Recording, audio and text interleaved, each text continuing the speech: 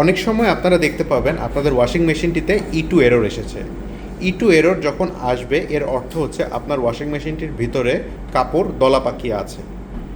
যখন E2 error আসবে তখন আপনারা প্রথমে লিডটি ওঠাবেন। লিডটি যদি আমরা ওঠাই তাহলে আমরা দেখতে পাবো ওয়াশিং মেশিনটির ভিতরে কাপড় একদিকে দলা পাকিয়ে আছে। এখন আমরা কাপড়টি চার সাইডে সুন্দর করে ছড়িয়ে দিব। ছড়িয়ে দেওয়ার পর আমরা লিডটি আবার বন্ধ করে দেব।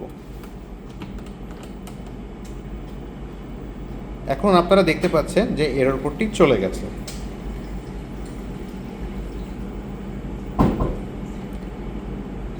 আবার ওয়াশিং মেশিনটি তার স্পিন করা শুরু করে দিয়েছে এবং এবার আর কোনো সমস্যা হচ্ছে না।